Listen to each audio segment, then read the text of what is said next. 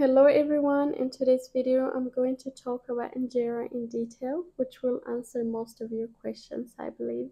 So let's get into it. Injera is the foundation of Ethiopian and Eritrean cuisine. It's used both as base and the cutlery to scoop the stews. It's traditionally made from teff grain, which is gluten-free. 100% teff injera, fermented the traditional way without yeast, is considered the best gut food. Teff is low in glycemic index, making it the best grain for people with diabetes. Also, traditionally, we don't add sugar, salt, yeast, or any other raising agent to injera. So some of you were asking what teff is. This is teff. It's an ancient grain. It's native to Ethiopia and Eritrea. It's gluten-free, like I mentioned before, and it comes in two different colors naturally, brown and ivory, but we mostly call it red and white. Half a cup of teff has about 12.8 grams of protein. It's also rich in B vitamins and great source of minerals, including calcium, copper, iron, magnesium, manganese, phosphorus, potassium, and zinc. Brown teff is considered to have more iron and calcium than the white one, and otherwise there is no other difference. As of right now, teff is not widely available yet. I think it will be just a matter of time. People are learning its benefit and the demand is increasing. For now, if you live in North America, you have a better chance of finding it because there are teff growers in USA. And I hear Australia is starting to grow teff as well. That's pretty exciting. So where can you buy teff grain or teff flour from? You can find teff grain in most health stores. I have seen it on Amazon as well, but if you have local Ethiopian store where you live, that would be the best place to get it. As far as I know, most health stores have teff grain. They sell teff grain, but of course, in local Ethiopian store, if you have it where you live, they will have both the grain and the flour. And also the other thing some of you were asking me was if you can make injera from other grains. Yes, you can. I can speak from experience. I have lived in a couple of countries before I came to Canada.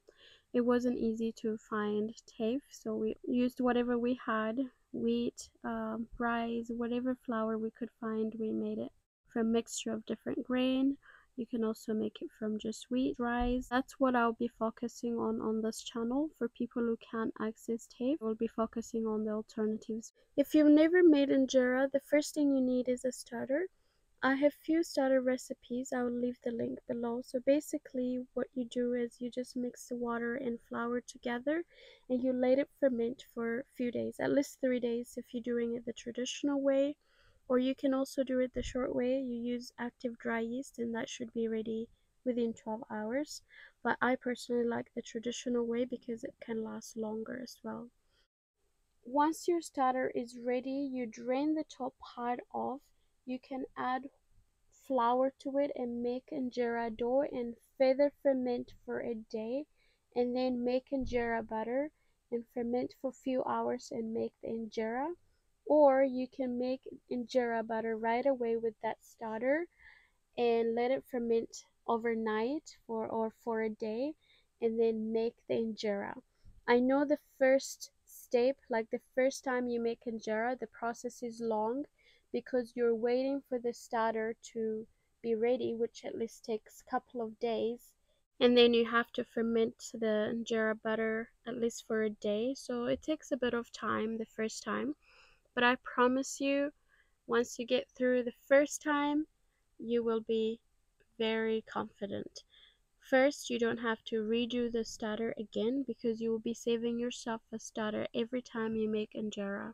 You save yourself 1 to 2 cups of injera butter and that will be your starter for next use. So once you get through the first round of making injera, it will be easier and faster because you don't have to go through the whole process again and you'll be able to make injera overnight. And as your starter matures, you can make injera within a couple of hours even. So starter is very important. The other thing I wanted to mention is injera grill. I've had a few of you ask me about injera grill. If you're new to making injera and you're just learning how to make injera, I honestly wouldn't recommend for you to invest in expensive grill. You can use any non-stick pan, frying pan, anything non-stick with cover will do. If you're wondering where I got this grill from, I got it from local Ethiopian store here in Canada.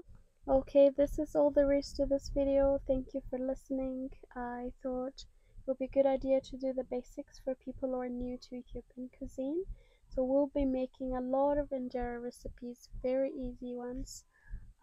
Yeah, I hope you enjoyed this video and I hope it was helpful. I'll see you in the next one. Thank you. Bye for now.